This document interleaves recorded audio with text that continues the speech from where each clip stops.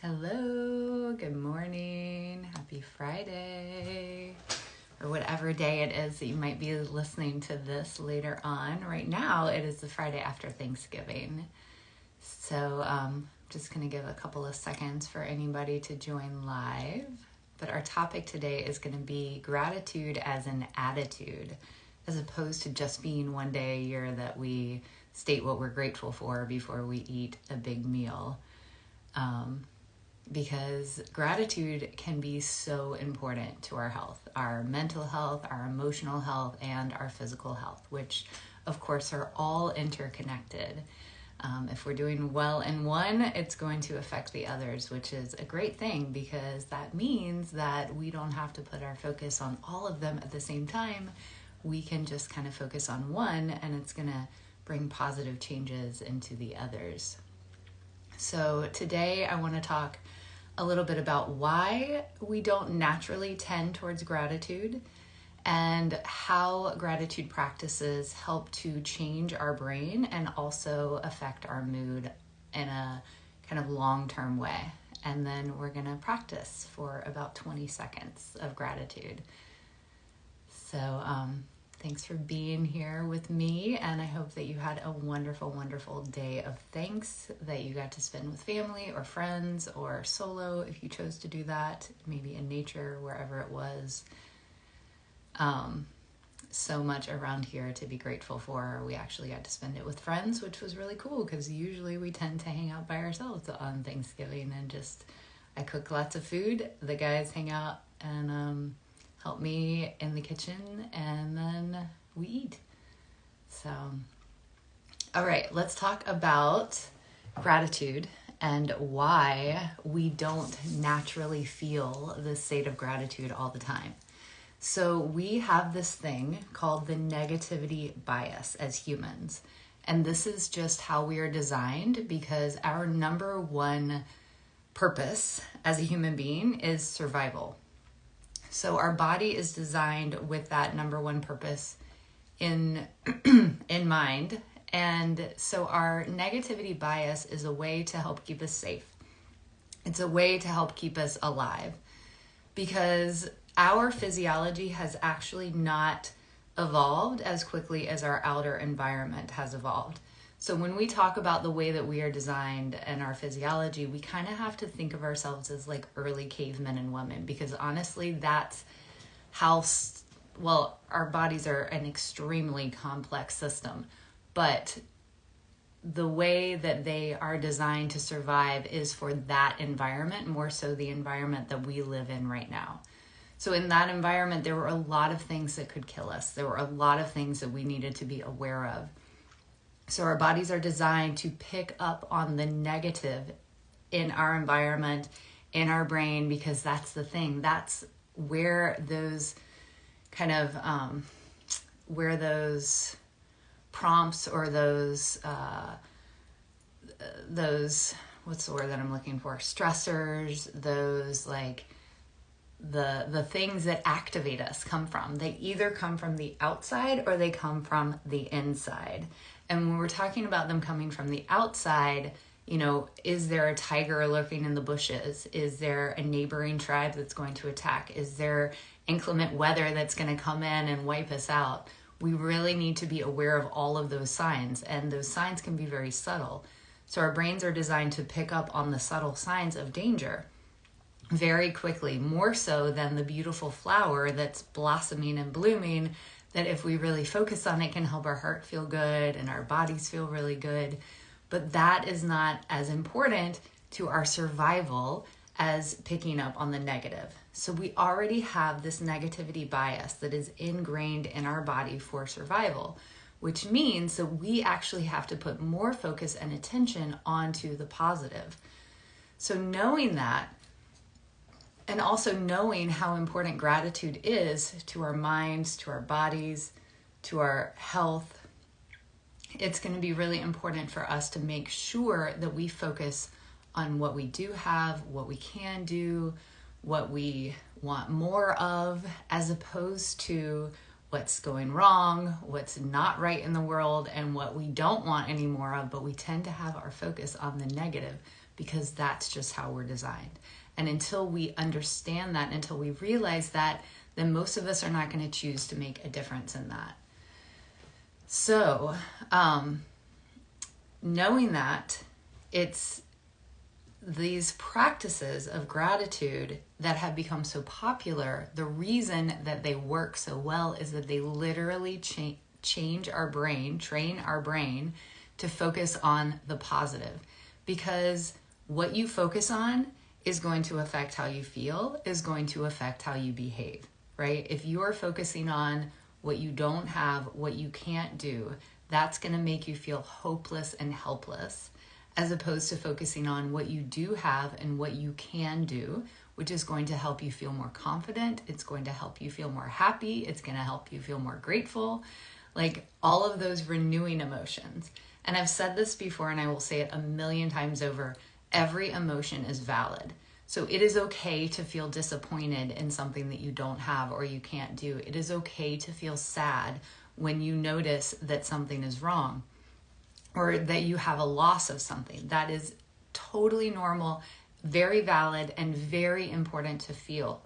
But what I'm talking about here is getting stuck only thinking about those things, because that is where our brain will tend to if we don't do something about it. That's why we're talking about this. That's why this education is so important, because if we don't know it, we can't change it. Without awareness, there is no choice.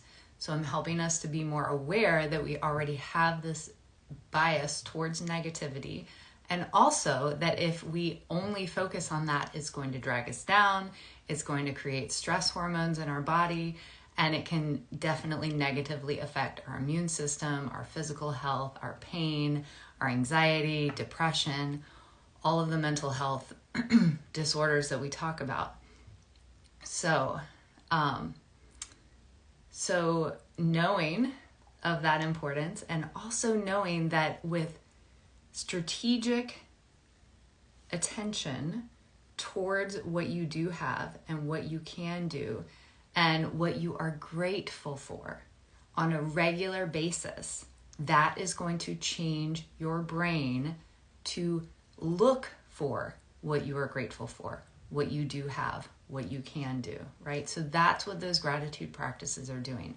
Whether you state what you're grateful for before you eat dinner or before you eat anything, or you write down 3 to 5 things that you're grateful for before you go to bed, or however you practice your gratitude, if you do it on a regular basis, it trains your brain to look for what you are grateful for, as opposed to looking for what you need to look out for survival, which of course your body is going to do on its own anyway. You don't need to worry about that. What is more important for you to focus on is the good things, the things that are going to bring about those renewing emotions that are going to help flood your body with those feel-good hormones, which is like your body's natural pharmacy, kind of just oozing out into all of your cells and all of your being.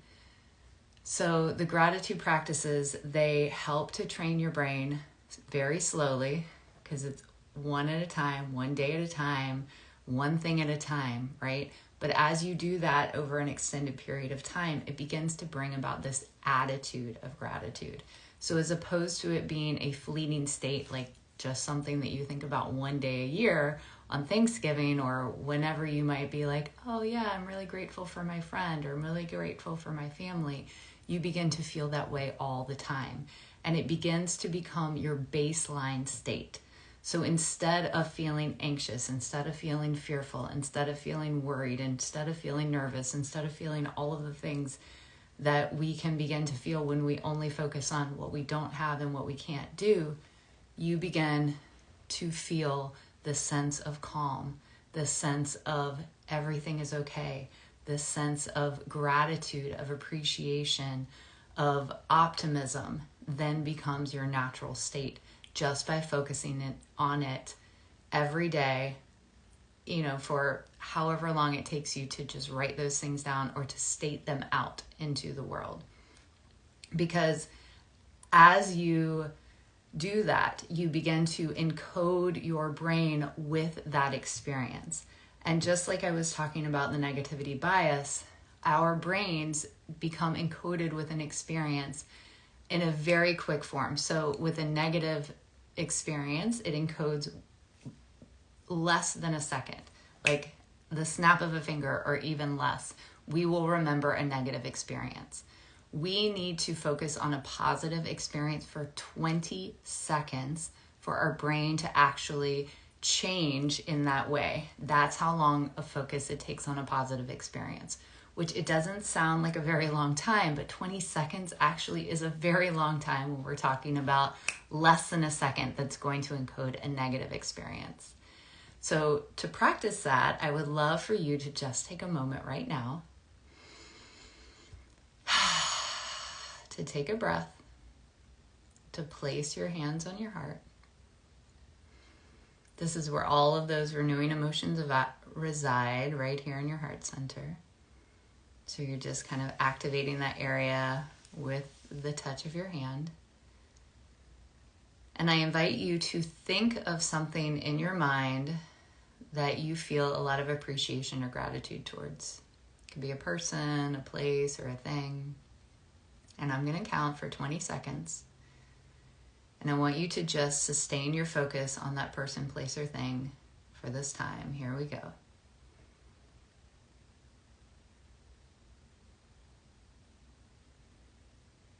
So see them in your mind's eye. What do they look like? Notice their face or the colors of this environment.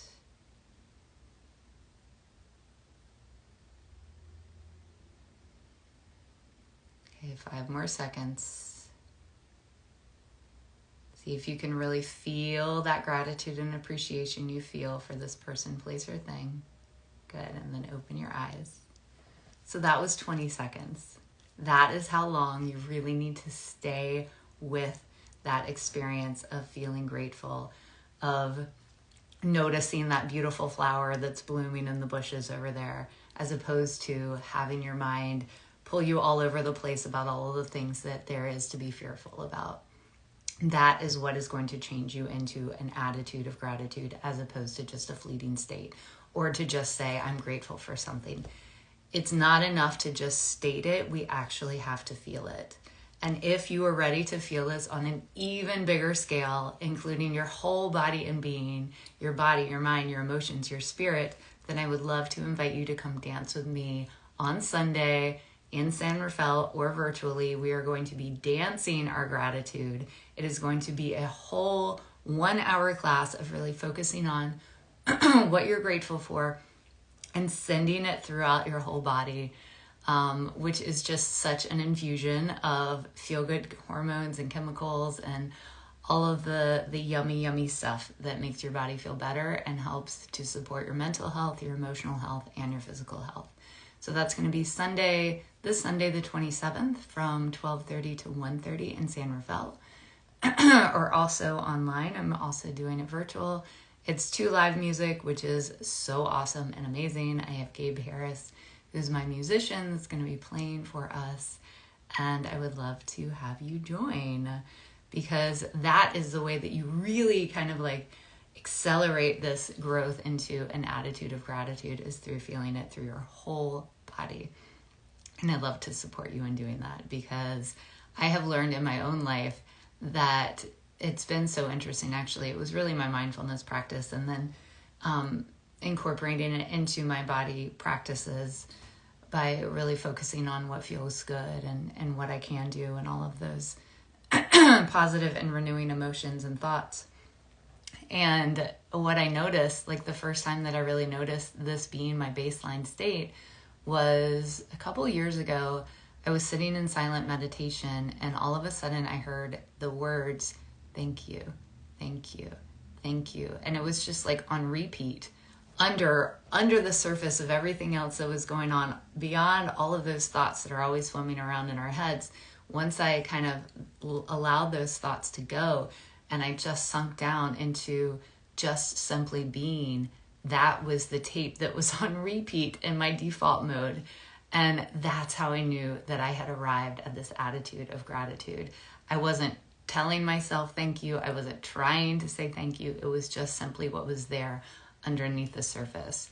And it has just totally transformed my life into the better to really be able to feel that as my baseline. Of course, I'm going to get pulled this way and I'm going to get pulled that way. And I'm going to have thoughts that are going to take me away from that. But it is so much easier to come back to that sense of appreciation and gratitude and calm. And I would love to help you do the same. So come and dance with me on Sunday. Also stay tuned for some very exciting offers that I have for the new year. And I love you. Let me know how this lands for you. And I am very, very, very grateful for you. So thanks for joining here. And I'll catch you next week. Bye.